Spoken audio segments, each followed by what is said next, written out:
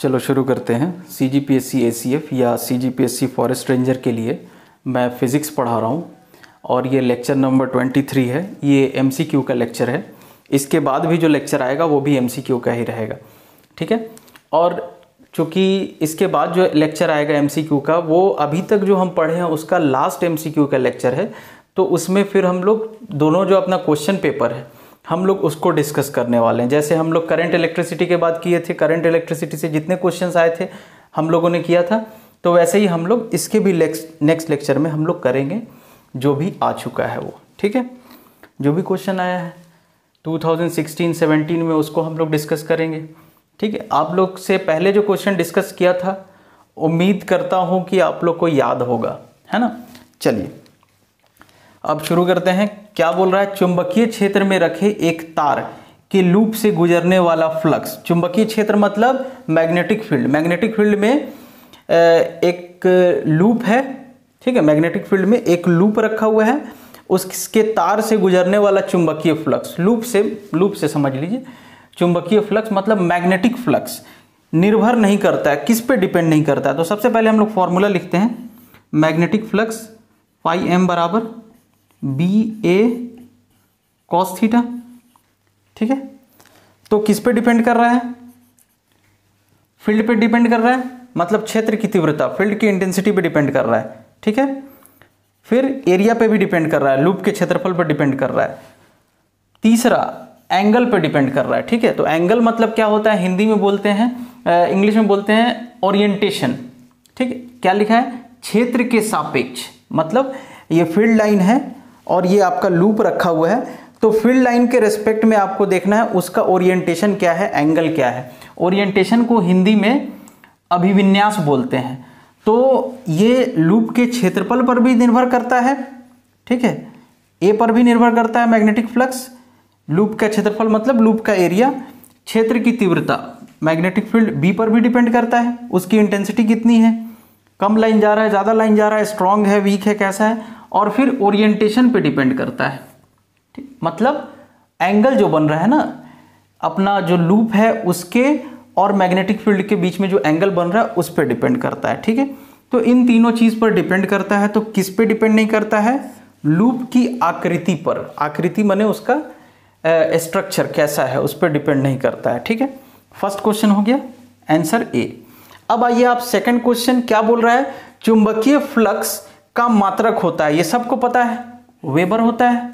Magnetic flux का unit क्या होता है? वेबर होता है। अच्छा, चुंबकीय क्षेत्र का मात्रक। अब देखिए फाई बराबर, इसी को लिख रहा हूं दूसरे तरीके से, BA, ठीक है। ये आपका क्या है? वेबर है। फील्ड टेस्ला और एरिया मीटर स्क्वायर। बात समझ आ रही? तो आपको किसकी वैल्यू निकालनी है? B की। तो B बराबर क्या होगा? फाई बाई ए को उधर भेज दिए। अब फाई क्या है? फाई क्या है? Weber upon area metre square. तो वेबर पर मीटर स्क्वायर। तो आप देखिए वेबर पर मीटर स्क्वायर कौन सा आंसर है? तो ये हो गया B, weber per metre square, ठीक है। क्लियर है? अब तो आप लोग उम्मीद करते हैं सब आसान लग रहा होगा। Weber per metre square third हो गया। फोर्थ क्वेश्चन यहाँ लिखा है मैंने, जगह था तो फोर्थ क्वेश्चन क्या बोल रहा है? चुंबकीय फ्लक्स के मात्रक वेबर को लिखा जा सकता है। ये वेबर है, इसको और कैसे लिखा जा सकता है? Weber is equal to B का टेस्ला, एरिया का metre square. Tesla metre square लिखा जा सकता है। तो 4 का आंसर ए हो जाएगा, ठीक है। समझ आ रहा है? ओके, ऊपर वाला मिटाल देते हैं, ऊपर वाला मिटाल देते हैं, ये एक क्वेश्चन मिटाल देते हैं, ठीक है। अब देखिए क्या बोल रहा है? पांचवा, चुंबकीय फ्लक्स मतलब मैग्नेटिक फ्लक्स का वीमा सूत्र है। डायमेंशनल फार्मूला उसका क्या है? डायमेंशनल फार्मूला उसका देखा जाए तो चुंबकीय फ्लक्स, सबसे पहले देखिए आप कि फ्लक्स क्या होता है? Tesla metre square. तो हमको फ्लक्स होता है वेबर, और weber is equal to tesla metre square. अब हमको इसका डायमेंशन चाहिए टेस्ला मीटर स्क्वायर का। अब आप सोचिए कि टेस्ला क्या होता है, फील्ड क्या होता है, वो आपको सोचना है। तो मैंने आपको एक फॉर्मूला बताया था कि E बराबर क्या होता है?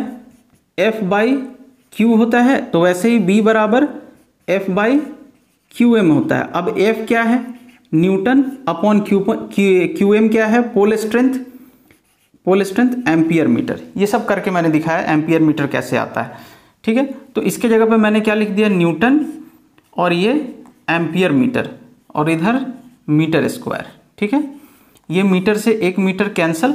अब सोचिए आप न्यूटन को क्या लिख सकते हैं, मिटा दो इसको, न्यूटन को आप क्या लिख सकते हैं, तो न्यूटन किसकी यूनिट है, कुछ याद रखने की जरूरत नहीं याद है न्यूटन का यूनिट, डायमेंशनल फॉर्मूला कोई दिक्कत नहीं, निकालेंगे हम लोग। देखिए न्यूटन क्या है, फोर्स की यूनिट है, फोर्स न्यूटन। ठीक है, और फोर्स इज इक्वल टू क्या होता है, मास इनटू एक्सेलरेशन। फोर्स का न्यूटन, मास का केजी और एक्सेलरेशन का मीटर पर सेकेंड स्क्वायर। तो मैं इसको यहां पे लिख देता हूं केजी मीटर पर सेकेंड स्क्वायर। ठीक है, या इसी को s-2 लिख देते हैं और फिर यहां साथ में क्या है, m है और एम्पियर को ऊपर ले जाएंगे तो a-1। तो ये क्या हो जाएगा आपका kg metre into metre, metre square पर सेकेंड स्क्वायर पर एम्पियर। अब इसको आप चेंज कीजिए स्टैंडर्ड यूनिट में, तो ये क्या हो जाएगा, डायमेंशन केजी मास, मास का m, metre square length, length का l स्क्वायर, सेकेंड पर सेकेंड टाइम, टाइम का t-2 और एम्पियर का एम्पियर। ठीक है, 7 बेसिक फंडामेंटल यूनिट्स। तो कौन सा आंसर आ रहा है इसमें, आप देखिए ध्यान से, metre l square t-2 a-1। ठीक है, ये आ गया, समझ आ रहा है। अब देखिए ये सब तो एकदम तुरंत आप लोग बना लेंगे। प्रेरित धारा की दिशा का पता चलता है। प्रेरित धारा मतलब इंड्यूस्ड करंट। तो इंड्यूस्ड करंट के बारे में किसने बताया, इंड्यूस्ड करंट या इंड्यूस्ड ईएमएफ के बारे में मैंने बहुत अच्छे से पढ़ाया है। ठीक है, किसने बताया, फैराडे साहब ने बताया। तो उन्होंने तो बस उसका मैग्नीट्यूड बताया था, डायरेक्शन किसने बताया, लेंज साहब ने बताया, लेंज साहब ने डायरेक्शन बताया था। याद कीजिए क्या बताया था उन्होंने डायरेक्शन, कि वो उसका अपोज करने का कोशिश करेगा। ये प्रकृति का नियम है, समझ लीजिए, नेचर है कि वो कोई भी चीज़ अपोज करे। आपको एग्जांपल देकर समझाया था कि अगर आपको कोई धक्का दे रहा है या हाथ खींच रहा है तो आप ऐसा तो नहीं कीजिएगा कि चले जाओ, खींच लो, गिरा दो, वही सब जो भी है वो हम लोग डिस्कस किए थे। अब देखिए एक चीज़ और मैंने बहुत अच्छे से समझाया था, लेंज का नियम किस भौतिक राशि के संरक्षण पर आधारित है। लेंज का नियम मतलब लेंज लॉ। अब किस भौतिक राशि मतलब फिजिकल क्वांटिटी के कंजर्वेशन पर आधारित है। ठीक है, तो भौतिक राशि मतलब फिजिकल क्वांटिटी, संरक्षण मतलब कंजर्वेशन। तो मैंने आप लोगों को बताया था एनर्जी के कंजर्वेशन पे आधारित है, ये कंजर्वेशन ऑफ एनर्जी पे आधारित है। कौन, लेंज का नियम किस पे आधारित है, कंजर्वेशन ऑफ एनर्जी। बात समझ आ रही, किस पे आधारित है, कंजर्वेशन ऑफ एनर्जी। ये बताया था मैंने, इसीलिए डायरेक्ट लगा दिया। अब ये वाला क्वेश्चन देखिए, ये वाला क्वेश्चन अच्छा क्वेश्चन है। देखिए आप लोग, कई लोग अभी भी पिछले वाले वीडियो में, बहुत पहले फर्स्ट सेकंड वीडियो में कमेंट करते हैं कि सर ठीक है अच्छा पढ़ा रहे हैं, लेकिन आप उतना ही पढ़ाइए जो एग्ज़ाम में आने वाला है। तो मैं उन लोग से पूछना चाहता हूँ, बोलना चाहता हूँ, रिक्वेस्ट करना चाहता हूँ कि भाई साहब आप ही बता दीजिए कि मैं क्या क्या पढ़ाऊँ। आप टॉपिक दे दीजिए, मैं उतना ही पढ़ा दूँगा। मेरा काम ये है कि मैं आपको अच्छे से अच्छा मटेरियल मैं आपको दूं, कंटेंट दूं, ताकि आपसे कोई क्वेश्चन नहीं छूटे। मैं वही कोशिश कर रहा हूं। मेरा काम है आपसे क्वेश्चन बनवाना पूरा, कि 30 में 30 एकदम 100% क्वेश्चन आपका फिजिक्स का बन जाए। अभी बोर्ड में मेरे एक स्टूडेंट का मैथ्स में 100 में 100 आया। हर बार मेरे क्लास का 99 पे रुक जाता था, इस बार 100 आया, तो इस बार थोड़ा सा अच्छा फील हुआ। 100 में 100 स्टूडेंट कोई लाता है तो ठीक है।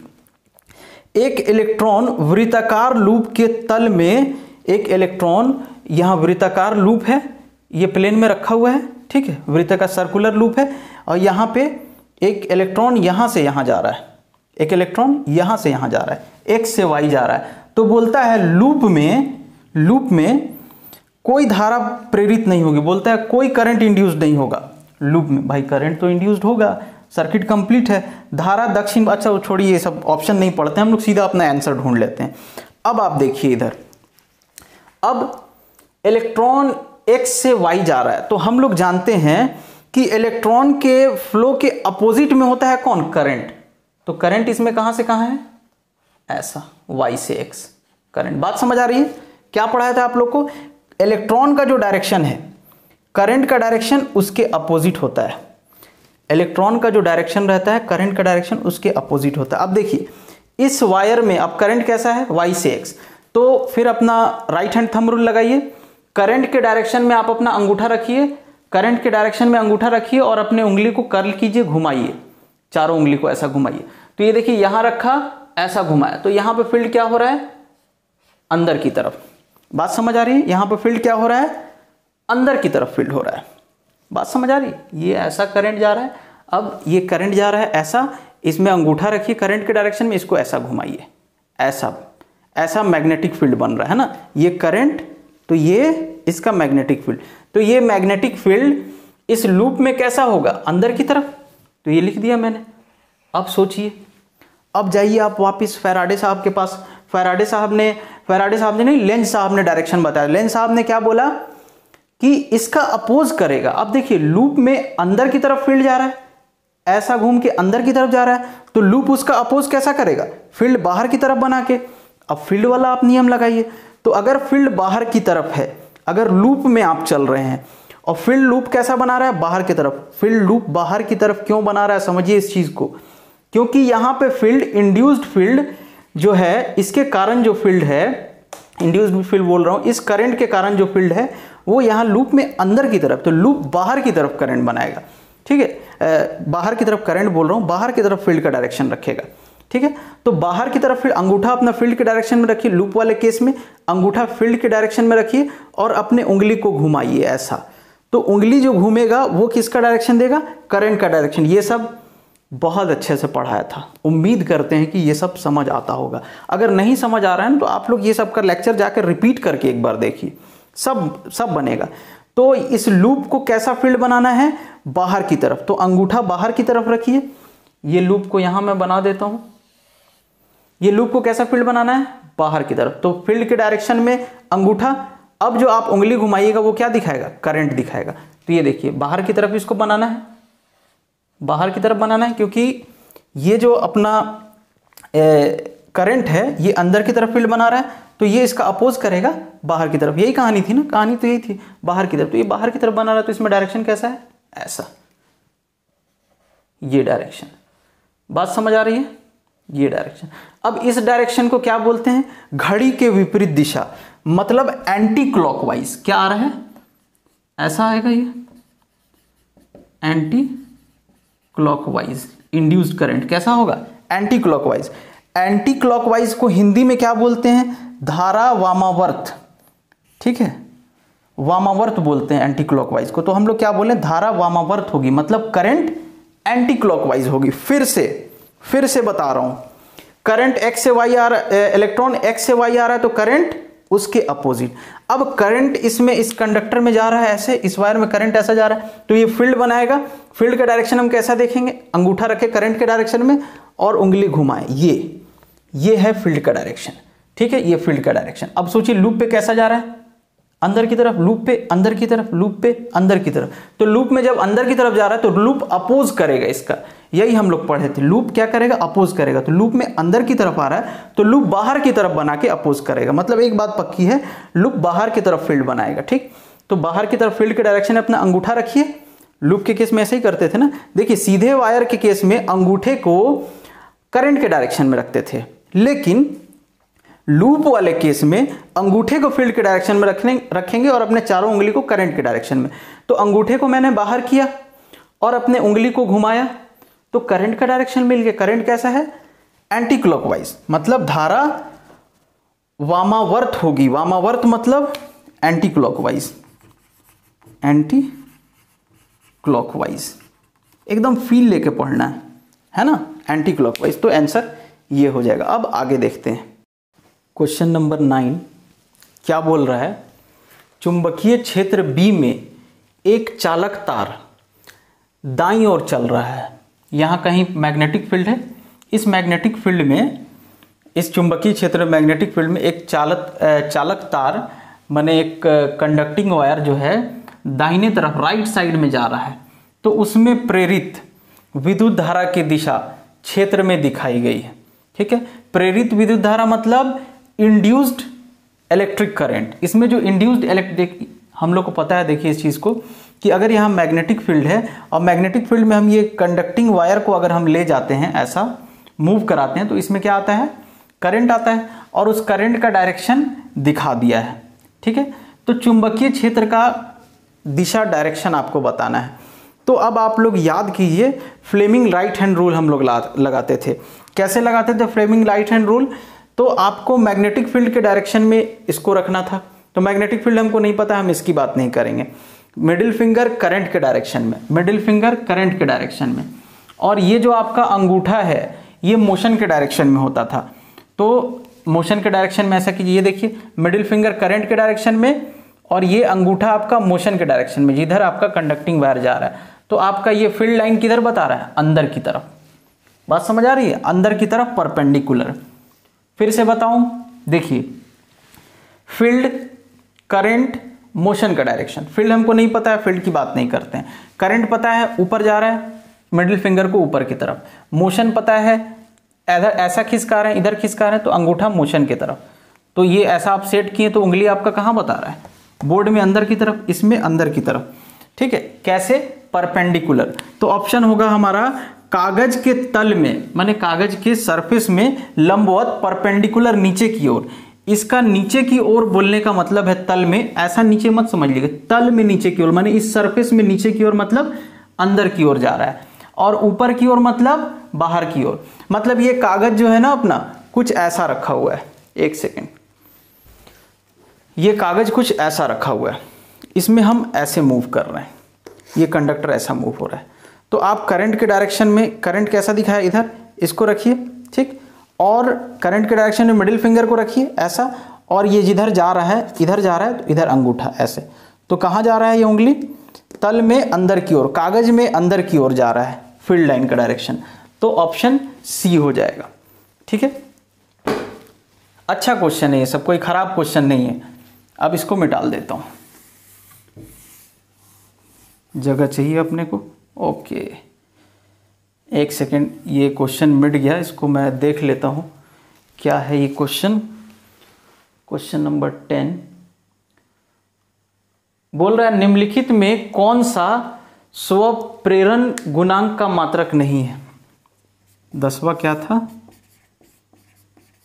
निम्नलिखित में कौन सा स्वप्रेरण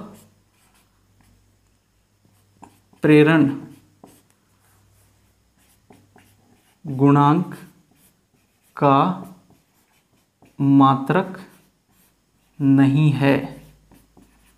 ठीक है, इसके लिए आपको इसका सारा फॉर्म पता रहना चाहिए। अब ये निम्नलिखित मतलब फॉलोइंग कौन सा स्वप्रेरण गुणांक मतलब क्या होता है, सेल्फ इंडक्टेंस, सेल्फ इंडक्टेंस, ठीक है, या कोफिशिएंट ऑफ सेल्फ इंडक्टेंस इसको बोलेंगे। स्वप्रेरण गुणांक मतलब सेल्फ इंडक्टेंस या कोफिशिएंट ऑफ सेल्फ इंडक्टेंस। तो कौन सा सेल्फ इंडक्टेंस या कोफिशिएंट ऑफ सेल्फ इंडक्टेंस का मात्रक नहीं है। सेल्फ इंडक्टेंस को हम लोग किससे डिनोट करते थे, एल से डिनोट करते थे। अब इसकी क्या कहानी थी, कहानी एक बार रिवाइज कर लेते हैं। Phi is directly proportional to L. मैं अगर कहानी रिवाइज नहीं करूं तो बहुत जल्दी हो सकता है ये सब।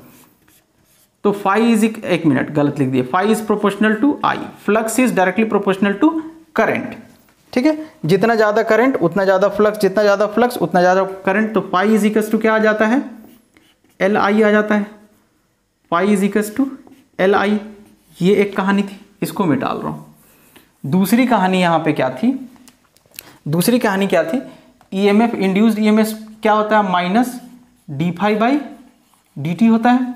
अब फाई के जगह पे अगर आप एल आई रख देंगे तो एल बाहर निकल जाएगा, minus L D phi by D T. एक मिनट, डी फाई, फाई के जगह पे एल आई रख दिया ना आपने, तो एल बाहर, यहां आई बचा, D I by D t. अब मैं इसको मिटाल देता हूं। अब हम लोग का एल का क्या क्या फॉर्मूला मिल रहा है मैं उसको लिख लेता हूं। ठीक है, देखिए यहां से मिल जाएगा, यहां से मिल जाएगा एल बराबर फाई बाई आई, एक। ठीक है, दूसरा दूसरा क्या मिलेगा, यहाँ से देखिए L बराबर, इधर भेजिए इसको, तो ये क्या हो जाएगा, L बराबर, इसको अगर इधर भेज देंगे तो E/DI/dt। ये दो फॉर्मूला हम लोग को मिला, दोनों से हम यूनिट देखते हैं। समझ आ रहा है ना, माइनस माइनस तो हम इसमें लेते नहीं, कोफिशिएंट में तो माइनस हटा दिया, खाली DI/dt को E के नीचे भेज दिया। ठीक है, अब मैं इसको मिटाल देता हूँ, ऊपर वाले को, इधर वाले को भी मिटाल देता हूँ। अब आप देखिए यहाँ से कोफिशिएंट ऑफ सेल्फ इंडक्टेंस या सेल्फ इंडक्टेंस कितना मिल रहा है, phi/I। फाई की यूनिट क्या होती है, वेबर। अच्छा हाँ, एक चीज और, L की यूनिट क्या होती है, हेनरी। हेनरी H से डिनोट करते हैं। ठीक है, तो L के जगह पे अगर आप H लिख दीजिए, 1H इज इक्वल्स टू क्या हो जाएगा, फाई क्या होता है, फ्लक्स। फ्लक्स की unit weber, weber by ampere. ठीक है, वेबर बाई एम्पियर, मतलब ये तो है मात्रक। ठीक है, ओके, अब आगे देखते हैं। यहां से आपको क्या मिल रहा है, ध्यान से देखिए, यहां आपने क्या लिखा, L के जगह पे हेनरी लिखा और E के जगह पे वोल्ट लिखा अपॉन DI/dt। तो DI क्या है, क्या है DI, करंट है, करंट का एम्पियर अपॉन टाइम का सेकंड, सेकंड गया ऊपर तो वोल्ट सेकंड पर एम्पियर। ठीक, तो वोल्ट सेकंड पर एम्पियर भी है, और आपको मैंने बता दिया हेनरी भी है। तो क्या नहीं है, ये नहीं है, तो आंसर हो जाएगा ये। बात समझ आई, क्लियर है। अब आप इन सबको इकट्ठा करके लिख सकते हैं, एक साथ आप लिख लीजिए, ये आपके काम आएगा। क्या क्या, कि 1 henry is equals to weber, 1 weber per ampere, या is equals to volt second per ampere. ठीक है, इसका 3 फॉर्म मिल गया। ये तीनों फॉर्म आप लोग याद रखेंगे, आसानी होगा। याद नहीं रखेंगे तो जैसे मैंने सिखाया आप निकाल भी सकते हैं, कोई दिक्कत नहीं, मिटाल दो। ठीक है, ये हो गया आंसर 10 का D। ओके, मिटाल दीजिए इसको। अब आगे बढ़ते हैं, आगे क्या बोल रहा है, प्रेरक तो जो भी है, प्रेरक तो क्या होता है, इंडक्टेंस, इंडक्टेंस का मात्रक है। ठीक है, क्या है मात्रक प्रेरक का, देखते हैं।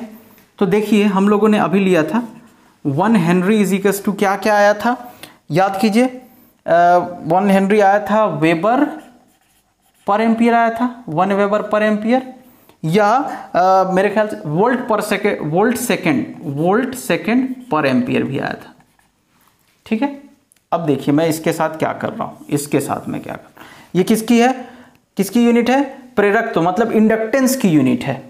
ठीक है, अब इसको देखिए मैं क्या कर रहा हूं, वोल्ट सेकेंड, एम्पियर पे -1 है तो एम्पियर को नीचे भेज दिया, या इसको मैं लिख रहा हूं V/A second.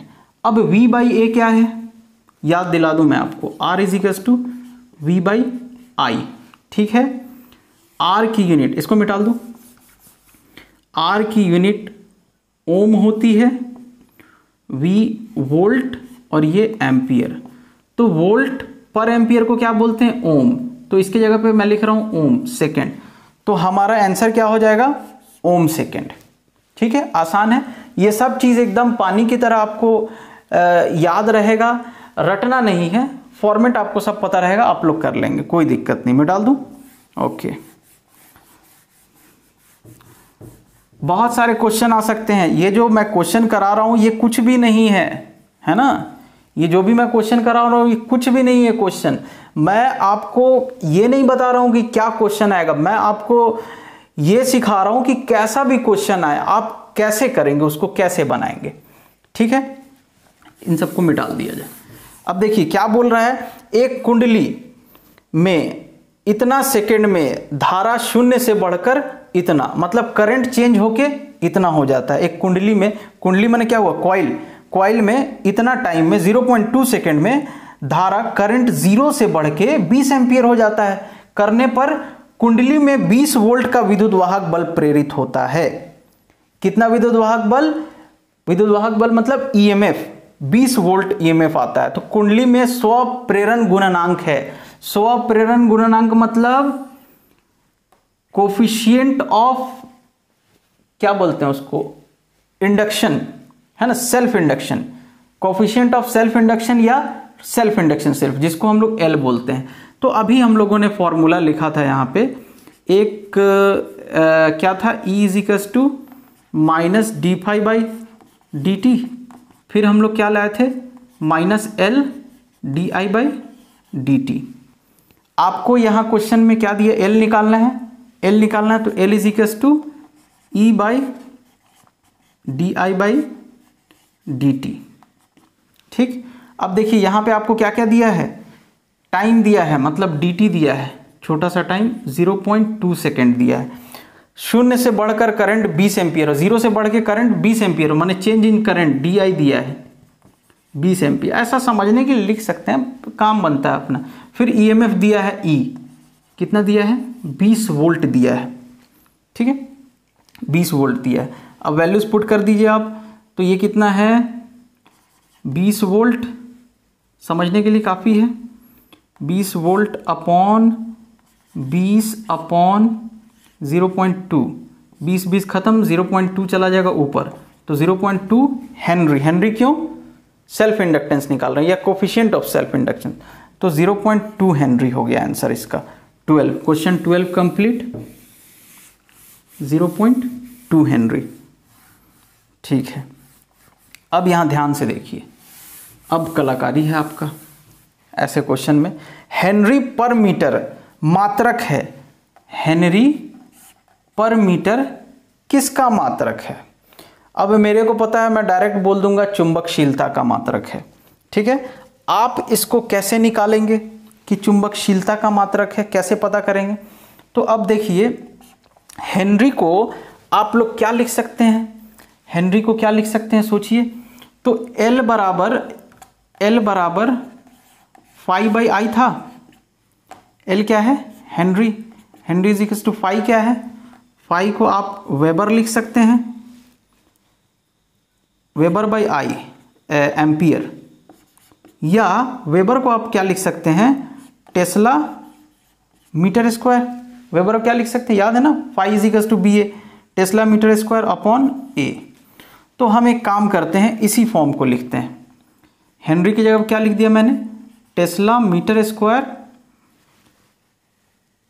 Upon A upon नीचे क्या है, M है, तो मतलब tesla metre square upon metre into A, metre से मीटर एक खत्म, क्या बचा, टेस्ला मीटर पर एम्पियर। अब अगर आप लोग को याद आ रहा हो तो मैंने बताया था टेस्ला मीटर पर एम्पियर किसकी यूनिट है, चुंबकशीलता, मतलब परमिएबिलिटी की यूनिट है। अब वो कैसे, तो उसको भी देख लेते हैं। अगर याद नहीं है आपको तो B का कोई सा भी एक फॉर्मूला हम लोग ले लेते हैं। B बराबर कुछ भी फॉर्मूला ले लेते हैं, म्यू नॉट क्या था, mu naught I by 2πr, कुछ भी फॉर्मूला ले लीजिए, 2πr। तो आपको इसकी यूनिट निकालनी है।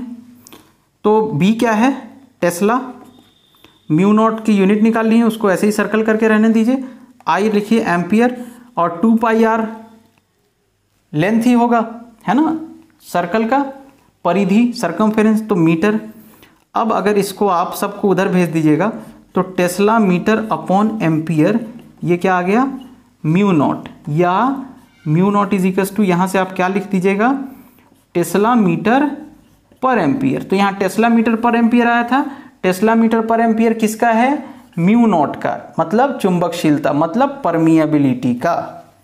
ठीक है, अब आगे बढ़ते हैं। निम्नलिखित में से कौन सा चुंबकशीलता का मात्रक नहीं है, चुंबकशीलता का मात्रक नहीं है। अब हम लोग थोड़ी देर के लिए मान लेते हैं, देखिए एक चीज तो अभी यहाँ हम लोगों ने हेनरी मीटर को क्या ला दिया, हेनरी मीटर को क्या ला दिया, चुंबकशीलता का मात्रक है, हेनरी पर मीटर चुंबकशीलता का मात्रक है, ला दी। तो अब ये इससे पहले क्वेश्चन आया था तभी तो आपको पता है ना, मान लीजिए एग्जाम में सीधे यही क्वेश्चन आ जाए, तो अब आप इसको कैसे करेंगे, कैसे सॉल्व करेंगे, तो आप चुंबकशीलता का मात्रक निकालिए। ठीक है, इसको मैं मिटा रहा हूं, ठीक है, इसको मिटा देता हूं। तो आप चुंबकशीलता का मात्रक निकालिए। तो चुंबकशीलता का मात्रक क्या है, ये वाला, ठीक है, ये है। अब देखिए टेस्ला क्या होता है, यही है ना, चुंबकशीलता का तो निकाल लेंगे, चुंबकशीलता का। टेस्ला का क्या होता है, weber per metre square, Tesla की जगह पे लिख दिए इंटू मीटर A-1। अब m से एक m कैंसल, a को नीचे ले आइए, तो क्या आ गया, वेबर पर मीटर एम्पियर। तो वेबर पर मीटर एम्पियर या पर एम्पियर मीटर ये है, ये मात्रक है। अच्छा, अब दूसरे किसी फॉर्म में देखा जाए, अभी तो यहाँ वेबर के फॉर्म में, अब दूसरे फॉर्म में देखा जाए। दूसरे फॉर्म में हम लोग क्या देखते हैं कि टेस्ला को हम लोग चेंज करने की कोशिश करते हैं। देखिए टेस्ला, तो टेस्ला का क्या हो जाएगा, टेस्ला का हो जाएगा, इसके लिए आप लोग फॉर्मूला यूज़ कर लीजिए, B बराबर क्या रखा जाए, F/QM। ये टेस्ला है, tesla is equals to newton, और ये क्या है, ampere metre, pole strength ampere metre. ठीक है, तो N/, एम्पियर, जिन लोग थ्योरी नहीं देखे होंगे डायरेक्ट ये सब देख रहे होंगे उनको टफ लग रहा होगा। टेस्ला की जगह पर लिख दी इंटू मीटर पर एम्पियर, मीटर मीटर खत्म, ये एम्पियर नीचे आके क्या हो जाएगा, न्यूटन एम्पियर स्क्वायर, मतलब ये भी है। ठीक, अब हेनरी के लिए हम लोग ये देख लेते हैं कि भाई हेनरी का कन्वर्जन क्या है। हेनरी जो है वो इसके फॉर्म में क्या होगा, टेस्ला के फॉर्म में हेनरी क्या होगा वो देख लेते हैं हम लोग। ठीक है, ये आपको पता है म्यू नॉट की यूनिट टेस्ला मीटर पर एम्पियर। तो L बराबर क्या होता है, phi/I। ठीक है, ये हेनरी है, 1 henry is equals to phi, आपका क्या हो गया, फाई को आप वेबर लिख सकते हैं और इसको एम्पियर, तो पर एम्पियर, वेबर पर एम्पियर। अब वेबर को आप क्या लिख सकते हैं, वेबर क्या होता है, टेस्ला मीटर स्क्वायर पर एम्पियर। ठीक है, टेस्ला मीटर स्क्वायर पर एम्पियर। अब यहां आप ध्यान से देखिए कि ये h की वैल्यू आ गई। अब h में अगर आप m से डिवाइड कर दें, h में अगर आप m से डिवाइड कर दें, मान लेते हैं अभी तो पिछले क्वेश्चन में किए थे, अगर नहीं किए रहते तो m से डिवाइड करके देखें आप, तो m से एक m कट गया, कितना आया, टेस्ला मीटर पर एम्पियर, टेस्ला मीटर पर एम्पियर, मतलब ये भी है। तो क्या नहीं है, ये मात्रक नहीं है चुंबकशीलता का, परमिएबिलिटी का। उम्मीद करते हैं समझ आ रहा होगा। अब आगे देखते हैं क्वेश्चन नंबर 15। 15वां क्वेश्चन क्या बोल रहा है, दो कुंडलियों मतलब दो कॉइल का अन्योन्य प्रेरण, एक सेकेंड, अन्योन्य प्रेरण गुणांक क्या होता है, म्यूचुअल इंडक्टेंस, जो हम लोग M लिखते थे, म्यूचुअल इंडक्टेंस किस पर निर्भर नहीं करता है। ठीक है, तो एक काम करते हैं, पहले हम लोग म्यूचुअल इंडक्टेंस का फॉर्मूला जो एक हम लोग डेराइव करके लाए थे वो लिख लेते हैं। वो आया था M is equals to mu naught N1 N2 A/L। ठीक है, उनके स्वप्रेरण गुणांकों पर, मतलब उनके सेल्फ इंडक्टेंस पर डिपेंड करता है, इस पे डिपेंड करता है। ठीक है, उनके बीच की दूरी पर, ये देखिए L, ठीक है, L लंबाई, या उनके बीच, L तो लंबाई था, उनके बीच का जो दूरी है उस पर भी डिपेंड करेगा, क्योंकि दूरी जितना ज़्यादा होगा, दूर रहेगा उतना कम फ्लक्स होगा, जितना पास आएगा उतना ज़्यादा, ऐसे फंसा के रखते थे ना, तो उतना ज़्यादा फ्लक्स होगा, जितना पास आएगा उतना ज़्यादा फ्लक्स। चलिए, तो ये भी रहेगा। इसका एक और फॉर्म होता था ना स्मॉल n के टर्म में, उनके बीच भरे माध्यम पर, मतलब उनके बीच जो मीडियम है, तो ये देखिए उस पर भी डिपेंड करता है, मीडियम की परमिएबिलिटी पर भी डिपेंड करता है। किस पर डिपेंड नहीं करता है, रेजिस्टेंस पर डिपेंड नहीं करता है। ठीक है, उनके प्रतिरोधों पर डिपेंड नहीं करता है। इस क्वेश्चन को मिटा दिया जाए। देखिए आप लोग एक चीज़ समझिए, जो MCQ चल रहा है ना, MCQ पे सब बहुत जोर देते हैं। MCQ मेन नहीं है, मेन खजाना है आपका थ्योरी, जो थ्योरी आपको पढ़ा है ना वो खजाना है, समझ लीजिए। जो उसको अच्छे से पढ़ लिया उससे सब क्वेश्चन बनेगा, बिल्कुल बनेगा एकदम। देखिए, दो कुंडलियों के बीच अन्योन्य प्रेरण गुणांक इतना है। अन्योन्य प्रेरण गुणांक क्या होता है, म्यूचुअल इंडक्टेंस M। तो अब इसमें भी एक कॉन्सेप्ट आया था, phi is proportional to I, एक का करंट तो दूसरे का फ्लक्स। अब यहां आपने क्या लिखा था, phi is equals to MI। ठीक है, phi is equal to M I, फिर आपने लिखा था E is equal to minus D phi by D T. तो यहां से आपको क्या मिल गया था, is equal to minus M, phi की जगह पे रखिए, फाई की जगह पे एम आई रखिए, तो एम आया बाहर D I by D T. तो आपका यहाँ क्या क्या गिवन है मैं इधर लिख रहा हूँ। एम दिया है 0.5 हेनरी, ठीक है। यदि प्राथमिक कुंडली में माने प्राइमरी कॉइल में धारा इतना है, आई इज इक्वल टू कितना है 0.015 प्राइमरी कॉइल में करंट है। अब देखिए एक सेकेंड, कुंडली में धारा इतना सेकेंड 0.01 सेकेंड, तो ये टाइम है। 0.01 सेकेंड क्या है, टाइम है। बात समझ आ रही है, मतलब टाइम मतलब यहां जो डी टी यूज होगा वो है। अब डी आई भी दिया है, डी आई क्या होगा, माने जो चेंज इन करंट है। तो करंट कहां से कहां, 2 एम्पियर से 3 एम्पियर हो जा रहा है, तो चेंज कितना हो रहा है 1 एम्पियर। तो यहां लिखिए आप 1 एम्पियर, ना 2 लिखेंगे ना 3, चेंज कितना हुआ 1 एम्पियर, उसको लिखेंगे। बढ़ाई जाती है, बढ़ाएं, चेंज हुआ 1 एम्पियर। तो द्वितीय कुंडली में सेकेंडरी कॉइल में औसत प्रेरित ईएमएफ क्या होगा, मतलब एवरेज इंड्यूस्ड ईएमएफ बताना है आपको, ई बताना है। तो अब लिखिए इसमें, ये माइनस माइनस का लफड़ा छोड़िए, है ना। ई बराबर एम कितना है 0.5, ठीक है, इंटू डी आई कितना है 1 अपॉन डी टी कितना है 0.015। बात समझ आ रही है, क्या निकालना था, ईएमएफ निकालना था, ठीक है। अब आप इसको पॉइंट को हटाएंगे तो यहाँ 3 जीरो आ जाएगा, है ना, क्योंकि पॉइंट के बाद 3 नंबर था। अच्छा, यहाँ से पॉइंट हटाएंगे तो 1 आ जाएगा, ऐसे 5 तिहाई 15, ये कट गया 1 जीरो से 1 जीरो, कुछ गलत हो रहा है शायद। ओके हाँ, ये 0.01 सेकेंड है ना, 0.01 सेकेंड।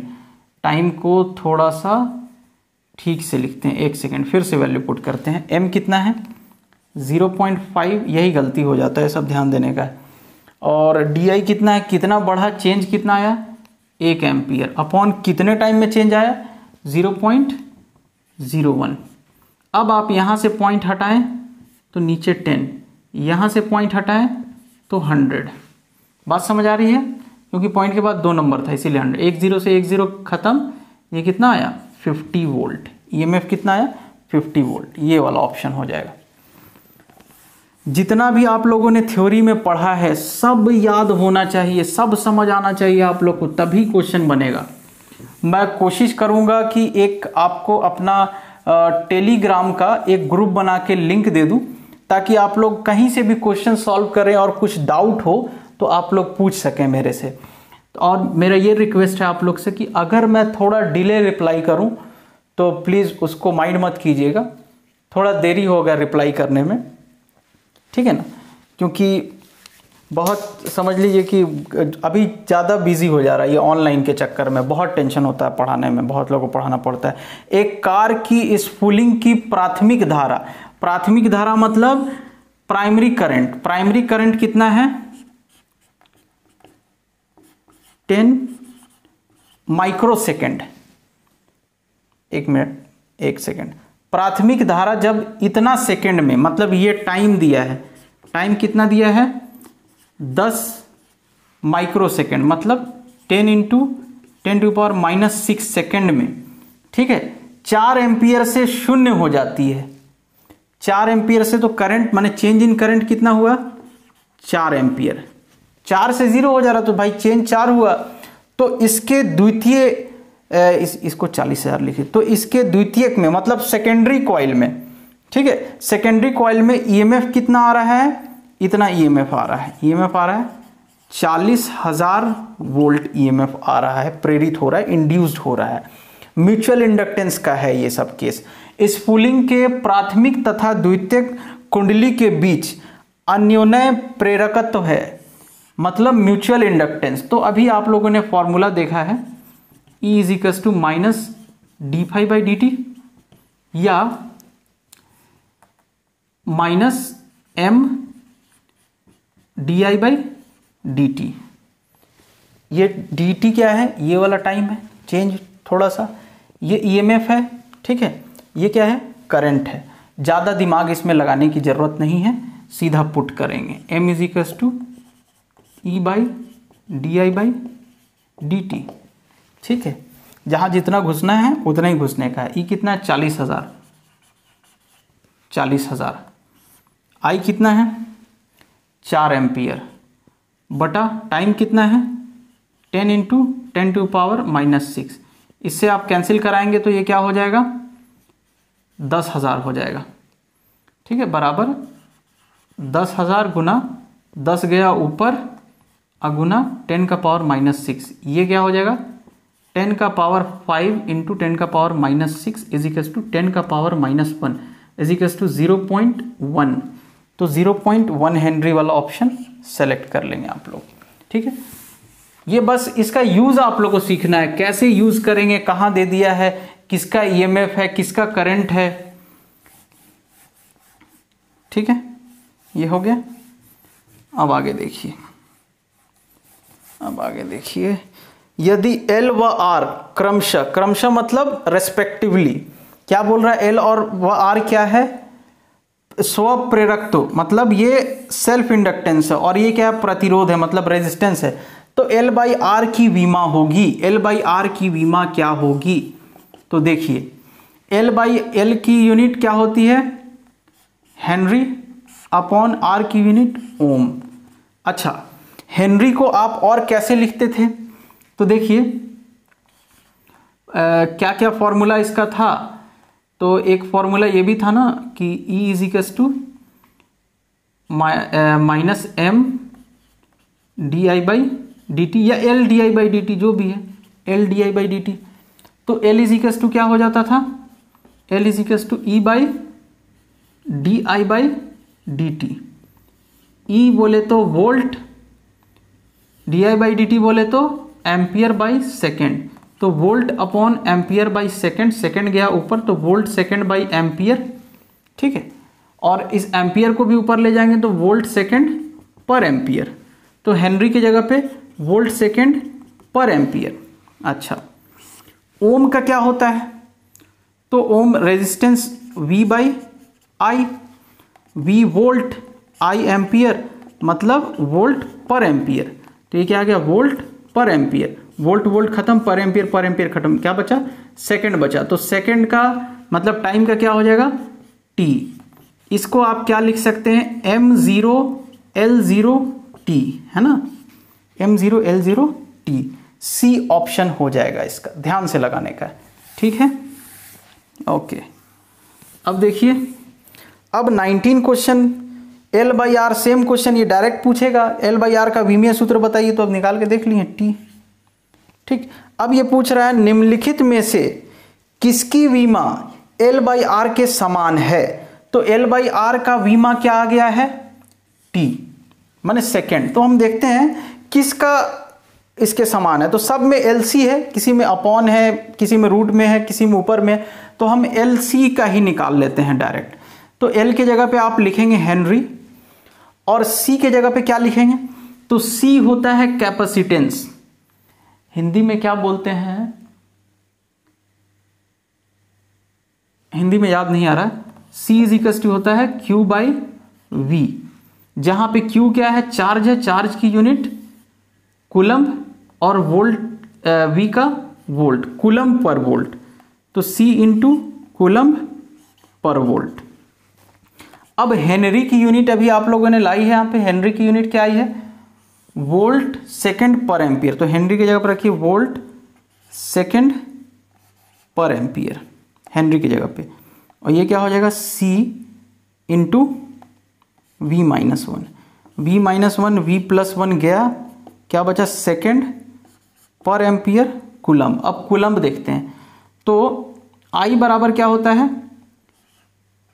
Q/T, मतलब ये एम्पियर बराबर कूलम्ब/सेकेंड, तो कूलम्ब बराबर क्या हो गया, एम्पियर सेकेंड, तो कूलम्ब की जगह पे हम लोग क्या लिख देंगे, एम्पियर सेकेंड, एम्पियर खत्म, क्या आ गया, सेकेंड स्क्वायर। तो ये तो नहीं होगा, लेकिन अगर आप इसका रूट चढ़ा दें तो सेकेंड स्क्वायर का रूट क्या हो जाएगा, सेकंड हो जाएगा, उसका भी तो सेकंड था। बात समझ आ रही? तो ऑप्शन ये सी ऑप्शन हो जाएगा। ठीक है, रूट LC। समझ आया? ऐसे ही सब खिचड़ी पकाना पड़ेगा। ओके, आगे देखते हैं। क्वेश्चन नंबर 21 क्या बोल रहा है? हेनरी मात्रक है, स्वप्रेरकत्व मतलब सेल्फ इंडक्टेंस, अन्योन्य प्रेरकत्व मतलब म्यूचुअल इंडक्टेंस, दोनों का है। सी ऑप्शन क्या बोल रहा है? ए तथा बी दोनों का, तो सी ले लेंगे, ए तथा बी दोनों का। ठीक है, क्वेश्चन नंबर 22 क्या बोल रहा है? ऊपर वाला में टाल लिया जाए। क्वेश्चन नंबर 22 बोल रहा है एक कुंडली के लिए स्वप्रेरकत्व 2 मिली एम्पियर है। एक कुंडली के लिए मिली हेनरी है, स्वप्रेरकत्व मतलब सेल्फ इंडक्टेंस। ओके, मतलब सेल्फ इंडक्टेंस क्या होता है? एल इज इक्वल टू दिया है 2mH मिली हेनरी, मतलब 2 × 10⁻³ हेनरी सेल्फ इंडक्टेंस दिया है ना, स्वप्रेरकत्व। उसमें वैद्युत धारा की प्रवाह की दर 10⁻³ एम्पियर पर सेकेंड है। Rate of flow of current, ये क्या दिया है? Rate of flow of current, धारा के प्रवाह की दर आपको दिख रहा है करंट बाई टाइम, तो ये दिया है di/dt। तो पूछ रहा है इसमें EMF कितना है, समझ आ रहा है ना? वैद्युत धारा की के प्रवाह की दर मतलब flow, rate of flow of current दिया है। अब देखिए आपको EMF इज इक्वल टू पता है -L di/dt, माइनस को भूल जाइए। L कितना है? L कितना है? 2 × 10⁻³ और di/dt कितना है? 10⁻³ -3 और 3 खत्म, बचा कितना? 2 वोल्ट। तो आंसर हो जाएगा B 2 वोल्ट। समझ आ रहा है? ओके, अब अगला जो क्वेश्चन है इम्पॉर्टेंट है, उससे रिलेटेड थ्योरी शायद मैंने नहीं कराया है, आप उसको लिख लेंगे। कुंडली में संचित ऊर्जा मतलब स्टोर्ड एनर्जी, तो energy stored in inductor. Inductor क्या होता है? ये देखिए, ये जो ऐसा हम लोग बनाते थे ना कुंडली, इसका कुछ इंडक्टेंस L रहता है, तो यही कहलाता है हमारा इंडक्टर कहलाता है ये। अब इसमें एनर्जी कितना रहता है इसको आप लोग याद कर ही लेंगे, आ सकता है 12LI²। कितना होगा? 12LI²। अब यहां देखिए, यहां पे अब इस क्वेश्चन में क्या, इसको आप लोग लिख लीजिए, energy stored in a inductor, इसको हिंदी में बोलेंगे इंडक्टर को क्या बोलेंगे? प्रेरक में संचित ऊर्जा इतना होता है। एल आप लोगों को पता है इंडक्टेंस है, प्रेरकत्व है, और आई करंट है। तो अब यहां पे क्या क्या दे दिया है? रेजिस्टेंस दिया है 10 ओम, फिर क्या दिया है? प्रेरकत्व दिया है L 10 हेनरी, और क्या दिया है? इसको बैटरी से जोड़ा जाता है, इसको बैटरी से जोड़ दिया गया है। कितना वोल्ट है बैटरी का वोल्टेज? कितना है? EMF 50 वोल्ट है। ठीक है, तो अब क्या करेंगे? हमको L चाहिए, L है, I नहीं है, तो I बराबर क्या होता है? V/R। और V कितना है? V कितना है आपका? 50 वोल्ट बटा 10, 5 एम्पियर। अब आप इसमें रख दीजिए, 12 × L 10 है इंटू I² मतलब 5 का स्क्वायर, 2 × 10, 5 × 5 का स्क्वायर 125, एनर्जी है तो जूल, तो 125 जूल। ठीक है, एक कुंडली में हो गया, एक कुंडली माने कॉइल, वही इंडक्टर में बद्ध चुंबकीय फ्लक्स 1 सेकंड में 1 वेबर से घटकर 0.1 वेबर हो जाती है। ठीक है, मतलब एक कॉइल में मैग्नेटिक फ्लक्स जो है 1 सेकंड में, तो टाइम कितना दिया है? चेंज इन टाइम बराबर, या बस, हाँ ठीक है, चेंज इन टाइम 1 सेकंड। अब क्या दिया है? 1 वेबर से, माने φ1 कितना है? φ1 कितना है? 1 वेबर, और φ2 कितना है 0.1 वेबर, ठीक है। तो चेंज कितना हुआ d phi, change in flux d phi, इन दोनों को माइनस करेंगे 0.9 वेबर आएगा। तो चेंज इन फ्लक्स कितना मिल गया 0.9 वेबर, चेंज इन फ्लक्स कितना मिल गया 0.9 वेबर। अब पूछ रहा है कि उत्पन्न प्रेरित ईएमएफ है, मतलब इंड्यूस्ड, उत्पन्न मतलब इंड्यूस्ड, प्रेरित ईएमएफ मतलब उत्पन्न प्रेरित ईएमएफ मतलब इंड्यूस्ड ईएमएफ, हाँ ठीक है, इंड्यूस्ड ईएमएफ, ठीक है। इंड्यूस्ड ईएमएफ क्या होगा, तो EMF is equals to minus D phi by D T, हमको मैग्नीट्यूड से बस मतलब है, माइनस को हटा दीजिए। डी फाई कितना है 0.9 अपॉन डी टी कितना है 1, कैंसिल कराएंगे 0.9 वोल्ट आ जाएगा आंसर, ठीक है, समझ आया 0.9 वोल्ट, ठीक है। चलिए इसमें 2 क्वेश्चन और ऐड कर लेते हैं। देखिए 25वां क्वेश्चन क्या बोल रहा है, एक कुंडली, कुंडली समझते हैं ना, कॉइल, आयताकार फ्रेम पर, मतलब कुछ ऐसा रेक्टेंगुलर फ्रेम है, इस पे लपेटा हुआ है, ठीक है। यदि फ्रेम की सभी विमाएं 2 गुनी कर दी जाए, मतलब ये आपका फ्रेम है, ये मान लीजिए ये L है, ये B है, तो इसको हम लोगों ने B को भी डबल कर दिया, L को भी डबल, ये 2L हो गया, ये 2B हो गया, डबल कर दिया, इस पे कॉइल ऐसा ऐसा ऐसा ऐसा लपेटा है ना, कर दी जाए, तथा कुंडली के प्रति एकांक लंबाई में फेरों की संख्या अपरिवर्तित रहती है। प्रति एकांक लंबाई में फेरों की संख्या देखिए, एक होता है, इसको रहने देते हैं एल बी, एक होता है स्मॉल एन और एक होता है capital N.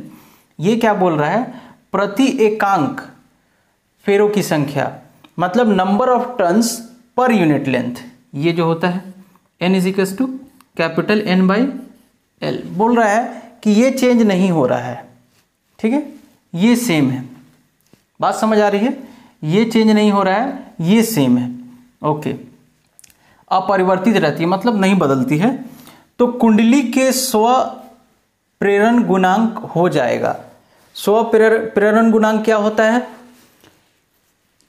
Coefficient of inductance, ठीक है, कोफिशिएंट ऑफ इंडक्टेंस या कोफिशिएंट ऑफ सेल्फ इंडक्टेंस। तो हम लोग एक सोलेनॉइड के लिए हम लोग क्या निकाले थे, L is equals to mu naught N square A by L. Just ऐसा ही आपको इसका टेक्निक बताया था, ऐसा ही हम लोग M के लिए यूज करेंगे, किए थे अभी पीछे। तो M के लिए क्या हो गया था, म्यू नॉट N के जगह पे क्या लिखेंगे, एन स्क्वायर के जगह पे N1 इंटू N2, इसका टेक्निक भी बताया था मैंने जब ये थ्योरी मैंने पढ़ाया था, अपॉन L। मतलब अगर म्यूचुअल इंडक्शन की बात हो तो ये यूज़ करेंगे, सेल्फ इंडक्शन मतलब एक सिंगल रहेगा सोलेनॉइड तो ये यूज़ करेंगे, ठीक। ये इंडक्टेंस है अभी इसका, सेल्फ इंडक्टेंस, ठीक है। स्व प्रेरण गुणांक या कोफिशिएंट ऑफ सेल्फ इंडक्टेंस ये है अभी। अब जब नया लेंथ आ गया, सब कुछ चेंज हो गया, तब क्या होगा, L डैश देखते हैं, म्यू नॉट। अब देखिए नंबर ऑफ टर्न्स के साथ क्या चेंज आएगा, तो देखिए यहाँ से अगर आप निकालिए तो n इज इक्वल्स टू क्या हो जाएगा, n इंटू एल, ये पहले है, यहाँ पे n बराबर कैपिटल N बराबर n इंटू एल, ये सब कोई जानते हैं। अब यहाँ पे n डैश रखेंगे तो n डैश क्या हो जाएगा, n इंटू लेंथ कितना हो जा रहा है 2L, ठीक है। तो यहाँ n स्क्वायर की जगह पे क्या रखेंगे, n into 2L, n into 2L, बात समझ आ रही है, n इंटू 2L रख सकते हैं। या अगर आप किसी इसी फॉर्म में अगर आप रखना चाहें, n के ही फॉर्म में रखना चाहें, या n स्क्वायर है ना, ठीक है, अगर n स्क्वायर के ही फॉर्म में रखना चाहें तो small n is equals to, हाँ small n is equals to n by L, तो n इज इक्वल्स टू क्या हो जाएगा NL। अगर यहाँ पुट कर दीजिए आप तो ये क्या हो जाएगा, म्यू नॉट NL पुट कर दिए तो कैपिटल N की जगह पे capital N is equals to NL, तब क्या हो जाएगा n square L square into A upon L, ठीक है। अब ये एक L को कैंसिल करा देगा, तो यही वाला फॉर्मूला हम लोग लिखते हैं। क्या है formula? Mu naught N square. ये एन स्क्वायर तो नहीं चेंज हो रहा है, लेकिन ये एल चेंज होके क्या हो जा रहा है? 2l हो जा रहा है। ठीक है, अब देखिए एरिया का क्या हो रहा है। तो यहाँ पे एरिया, अब ये रेक्टेंगल टाइप का है। ठीक है, जो भी क्रॉस सेक्शन इसका है रेक्टेंगुलर है, आयताकार है। ठीक है, तो अगर मान लीजिए कि इसका एरिया अभी यहाँ पे क्रॉस सेक्शन का एरिया ए है, तो यहाँ पे एरिया क्या हो जाएगा? देखिए अगर यहाँ पे एरिया a इंटू बी है, मतलब क्रॉस सेक्शन की बात कर रहे हैं हम लोग, a इंटू बी है, a इंटू बी, या x इंटू वाई रखिए, x इंटू वाई, तो यहाँ पे एरिया क्या हो जा रहा है? 2x into 2y। बात समझ आ रही? क्योंकि बोला है हर डायमेंशन इसका डबल कर दे रहे हैं, तो a बराबर क्या आ जाएगा यहाँ पे? 2 इंटू 2 4xy। तो एरिया इज इक्वल्स टू, ये नया एरिया है a डैश, पहले का एरिया xy, तो 4a। ठीक है, पहले का 4 गुना हो गया, तो 4a। ओके, अब चलिए, अब क्या लिखेंगे इसको? 8 आ जाएगा बाहर, 4 2 8, mu naught N square L A. ये एन स्क्वायर एल ए क्या है? Mu naught N square L A पहले वाला है, तो इसके जगह पे पहले वाला इंडक्टेंस की जगह पे एल लिख देंगे, मतलब 8l। मतलब कितना गुना हो जाएगा ये? 8 गुना। ऑप्शन देखिए क्वेश्चन नंबर 26 को, इसको सॉल्व करते हैं हम लोग। क्या बोल रहा है कि एक लघु पथित मतलब शॉर्ट सर्किटेड कुंडली, कुंडली माने कॉइल, समय के साथ परिवर्तनशील चुंबकीय क्षेत्र में रखा है। मतलब ऐसे मैग्नेटिक फील्ड में रखा है जो टाइम के साथ चेंज हो रहा है। कुंडली में वैद्युत धारा के प्रेरित होने के कारण शक्ति क्षय होता है। जो कुंडली है आपका, उसमें आपका विद्युत धारा इंड्यूस जो हो रहा है, इलेक्ट्रिक करंट जो इंड्यूस्ड हो रहा है, उसके कारण पावर लॉस हो रहा है। शक्ति क्षय मतलब पावर लॉस होता है। अब कहानी शुरू हो रहा है, बोलता है यदि, अच्छा पहले हम लोग पावर, यहाँ तक का काम कर लेते हैं, पहले पावर लॉस निकाल लेते हैं। देखिए पावर बराबर क्या होता है? वी आई या वी स्क्वायर बाई आर। आई की जगह पे वी बाई आर रख देंगे। अब वी की जगह पे हमको इंड्यूस्ड ईएमएफ देखना है, ई रख दीजिए, तो ये होगा पावर लॉस। पावर लॉस क्या होगा? E square by are. ठीक है, ई स्क्वायर बाई आर। अब ई की वैल्यू ले लेते हैं। ई की पॉजिटिव वैल्यू क्या होगी? पॉजिटिव वैल्यू हमको चाहिए, तो E minus D phi by D T होता है, तो ई क्या हो जाएगा? D phi by D t. अब देखिए फाई क्या होगा? तो फाई तो होता है बी ए। अब यहाँ कुछ नंबर ऑफ टर्न्स है, तो उसमें एन से मल्टीप्लाई कर देंगे, ये फ्लक्स हो गया। बात समझ आ रही? तो यहाँ रख दीजिए आप डी फाई की जगह पे आप रख दिया आपने N B A by D T. तो ये क्या हो जाएगा? ये हो जाएगा एन ए बाहर D B by D T. यही वो बोल रहा था, चेंजिंग मैग्नेटिक फील्ड, समय के साथ जो मैग्नेटिक फील्ड बदल रहा है। अब देखिए आर की वैल्यू निकाल लेते हैं, तो आर इज इक्वल्स टू क्या होता है? रो एल बाई ए। ए मतलब एरिया पाई आर स्क्वायर। ठीक है, ठीक है, ओके। कुंडली में फेरों की संख्या हम लोग 4 गुनी कर रहे हैं, तथा ध्यान देना है तार की त्रिज्या आधी कर दी जाए। यहाँ पे ये रेडियस किसका रेडियस है? ये तार का रेडियस है। यहाँ जो एरिया है वो कॉइल का है। बात समझ आ रही है? वो जो आपका कॉइल जो लपेटा हुआ है ना ऐसा गोल गोल, ये ऐसा ऐसा ऐसा ऐसा, ये इस कॉइल का रेडियस है कैपिटल आर, और इसका एरिया है ए। और ये जो एरिया हम लोग रखे हैं, ये हम लोग ये वायर का रखे हैं, वायर का क्रॉस सेक्शन एरिया है ये पाई आर स्क्वायर। ठीक है, समझ आ रहा है ना? Pi R. ये रेजिस्टेंस भाई, resistance R is proportional to L, R is inversely proportional to 1 by A, sorry A, दोनों को कंबाइन करेंगे, R is proportional to L by ए।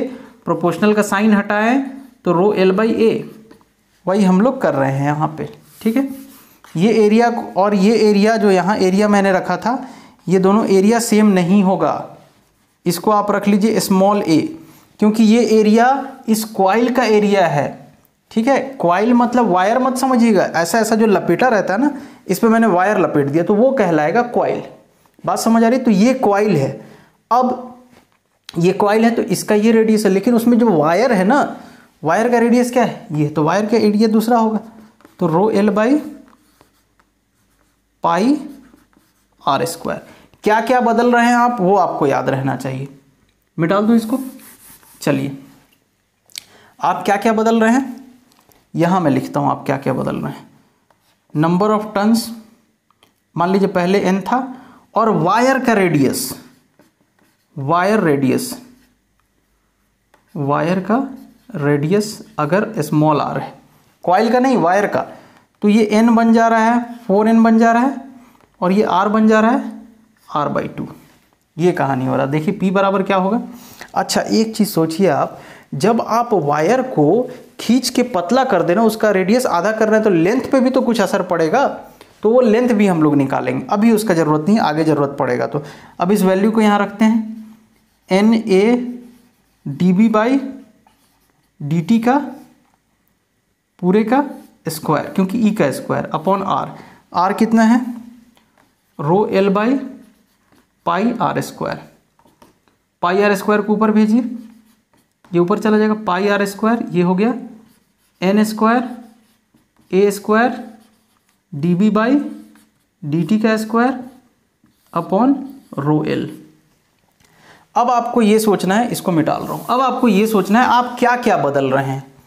आप रेडियस ऑफ वायर बदल रहे हैं, आप नंबर ऑफ टर्न्स बदल रहे हैं, क्वेश्चन में बोला है। और जब वायर का रेडियस बदलेगा, मतलब वायर को आप खींच के रेडियस आधा कर दे रहे हैं, पतला कर दे रहे हैं, तो उसका लेंथ भी बदलेगा। तो आप लेंथ भी बदल रहे हैं। क्या ये एरिया आप बदल रहे हैं? नहीं, कॉइल का एरिया नहीं बदल रहा है। बात समझ आ रही है? तो ये पावर की वैल्यू है। अब मैं लिखने जा रहा हूं कि पावर इज प्रोपोर्शनल टू, क्या जो हम चेंज कर रहे हैं उसके प्रोपोर्शनल में बात करेंगे। तो हम क्या चेंज कर रहे हैं? आर चेंज कर रहे हैं, तो आर स्क्वायर। एन चेंज कर रहे हैं, एन स्क्वायर। एल चेंज हो जा रहा है इनके चेंज, आर के चेंज करने से, तो एल। ये हो गया अभी हमारा इनिशियली ये पावर है। अच्छा, अब आप जब चेंज कर रहे हैं तो P डैश क्या होगा? R डैश का स्क्वायर, R डैश का स्क्वायर, N डैश का स्क्वायर अपॉन L डैश। ठीक है, आपको R डैश पता है, क्या नहीं पता है? L डैश नहीं पता है। अब देखिए L डैश हम कैसे निकालेंगे। अब सोचिए, ये वायर को मैंने खींचा, इस वायर को इतना लंबा कर दिया खींच के, बात समझ रही है? वायर को खींचा, इतना लंबा कर दिया इस वायर को मैंने, तो इस वायर का रेडियस बदल गया, लेंथ बदल गया, बदला क्या नहीं? वॉल्यूम नहीं बदला, याद रहना चाहिए। तो pi R square L volume था, अब नया वॉल्यूम क्या होगा? पाई आर डैश का square L dash. Pi pi खत्म, R square by R dash का square is equals to L dash by L. अब ये स्क्वायर हटा के मैं पूरे में स्क्वायर लिख देता हूं। अब देखिए आर डैश कितना है, तो रेडियस को आधा कर दिया गया, तो आपने क्या किया, रेडियस आर डैश की जगह पे r/2 लिख दिया। आर आर कैंसल, 2 ऊपर गया, 2 का square is equals to L dash by L. 2 का स्क्वायर 4, तो एल डैश बराबर क्या हो गया? 4l। ठीक है, एल डैश क्या निकाल लिया आपने? 4l निकाल लिया। बढ़िया क्वेश्चन है। एल डैश आपने क्या निकाल लिया? 4l। तो ये क्या हो गया? इक्वल टू ही लिखिए, आर डैश की जगह पे r/2 का स्क्वायर, एन डैश की जगह पे, एन डैश कितना है? 4 गुना कर दे रहे हैं, 4n। एल डैश कितना है? 4l। अब देखिए ये क्या हो जाएगा? आर स्क्वायर बाई 4, ये कितना हो जाएगा? 16 एन स्क्वायर अपॉन नीचे क्या है? 4l। 4 से 4 4 जा 16, और ये 4 कैंसिल, तो ये क्या आ गया? R square N square by L. ध्यान से देखिए, दोनों केस में सेम पावर आ गया। बात समझ आ रही है? तो अब अगर आप P बाई P डैश निकालेंगे या P डैश बाई P निकालेंगे तो 1/1 आएगा, दोनों कैंसिल हो जाएगा, 1 1। तो क्या मिलेगा? P डैश बराबर P, पावर तो बदला ही नहीं, तो क्या लिखेंगे हम आंसर? वही रहेगी, जो शक्ति है शक्ति 6 है, 6 वैद्युत शक्ति, इलेक्ट्रिक पावर लॉस जो हो रहा है वो सेम रहेगा। ठीक है, नोट कर लीजिए इसको। अगले लेक्चर में हम लोग MCQ करेंगे। अगले लेक्चर में भी हम लोगों ने मैग्नेटिक इफेक्ट ऑफ करंट का MCQ किया, ठीक है, मैग्नेटिज्म का MCQ किया, और आज किसका किया है, इंड्यूस्ड EMF वाला। ठीक है, इस चैप्टर का नाम क्या था, इलेक्ट्रोमैग्नेटिक इंडक्शन। इलेक्ट्रोमैग्नेटिक इंडक्शन का कर लिया हम लोगों ने, हिंदी में नाम देख लीजिए। अब अगला आएगा AC का। तो AC वाला जो MCQ का वीडियो आएगा वो काफ़ी लंबा जाने वाला है, क्योंकि हम लोग AC खुद काफ़ी बड़ा चैप्टर है, उसके क्वेश्चंस हम लोग करेंगे, और साथ में फिर हम लोग जो 2016 और 17 का जो क्वेश्चन है उसको भी देखेंगे। अभी आप लोग का लगभग 50% से ज़्यादा हो चुका है सिलेबस। क्वेश्चन मैंने मिलाया तो एक साल अभी तक हम लोगों ने जितना पढ़ा है उसके हिसाब से कुछ 16-15 ऐसे ही क्वेश्चन आया है। ठीक है, तो आप समझ लीजिए कि लगभग 50% से थोड़ा सा ऊपर हम लोग का सिलेबस हो चुका है।